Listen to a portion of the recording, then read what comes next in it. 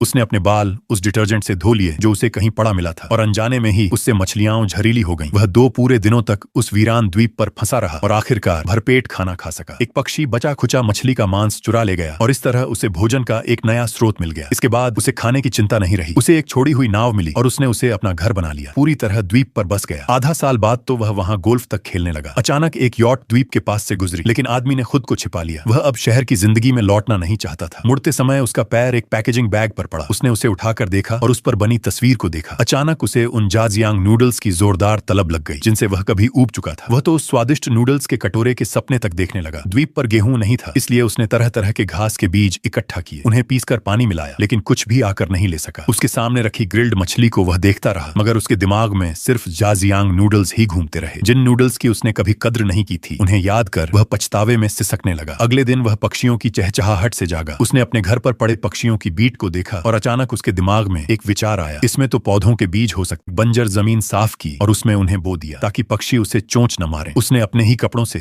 एक पुतला भी बना दिया। 2 महीने बाद उसे पहली कोम्पल दिखाई दी। वही कोम्पल आगे चलकर मक्का बन गई। आदमी खुशी से झूम उठा। वह पुतले को पकड़कर नाचने लगा। कुछ ही समय बाद मक्का पक गया। उसने दानों को छीला, एक बर्तन में पीसकर आटा बनाया, फिर उसमें पानी डालकर गूंथा। एक शराब की बोतल और एक डिब्बे के ढक्कन की मदद से उसने उसे नूडल्स का रूप दिया। उन्हें उबलते पानी में डाला और आखिरकार उस मसाले के पैकेट को निकाला जिसे वह लंबे समय से संभाल कर रखे था। तस्वीर को देखकर उसने बड़े ध्यान से प्लेट सजाई। यह नूडल्स का कटोरा जिसका इंतजार उसने आधा साल किया था, आखिरकार पूरा हो गया। उसने गंभीरता से एक कौर उठाया और मुंह में डाला और तुरंत फूट फूट कर रो पड़ा। नूडल्स का स्वाद कोई खास नहीं था, लेकिन वही उसकी वह उम्मीद थे जिसने आधे साल तक उसे सहारा दिया।